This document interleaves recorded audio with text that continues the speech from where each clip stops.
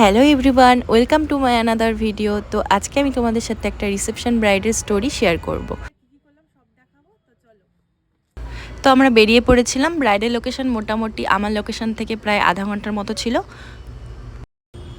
তো আমরা পৌঁছে গেছিলাম, কিন্তু ব্রাইডের বাড়ি থেকে একজনকে পাঠানোর কথা ছিল, এখনও আসেনি।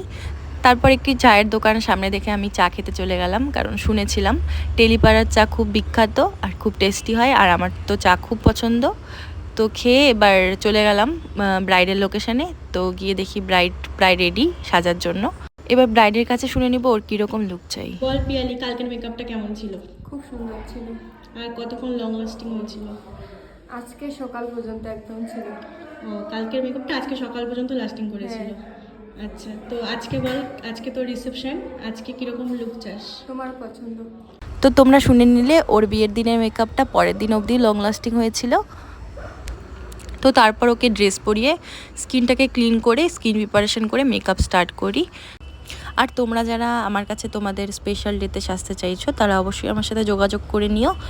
তো আস্তে আস্তে আমার ব্রাইডের মেকআপ প্রায় কমপ্লিট, এখন হেয়ার স্টাইল করছি। তারপর ব্রাইডের বাড়ি থেকে টিফিন দিল, সেটা আমরা খাচ্ছিলাম সবাই মিলে। তো তারপর দেখো আমার ব্রাইডের ফাইনাল লুক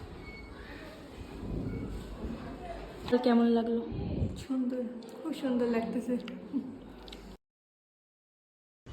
ব্রাইডের রিভিউ শুনে নিলে, আর তোমাদের সবার কেমন লাগলো তোমরা অবশ্যই জানাবে। তো আজকেও আমার 3টা পার্টি মেকআপ ছিল। তো এই যে প্রথমজন, ওকে কেমন লাগলো তোমরা জানিও। ও আগের দিনও মেকআপ করেছিল, আজকে একটু লুকটা অন্যরকম দেওয়ার চেষ্টা করেছি, যেহেতু ওর আইব্রো থ্রেডিং করা ছিল না, তো ওইভাবেই লুকটা দেওয়ার চেষ্টা করেছি। তারপরে দেখো জিনিসপত্রের অবস্থা, এগুলো সব গুছিয়ে বাড়ি যেতে হবে। তারপর ব্রাইডের শাশুড়ি এসে বললো সেও সাজবে, একদম হালকা মেকআপ করবে। তো আমি একদম সিম্পল সফট একটা লুক দেওয়ার চেষ্টা করেছি।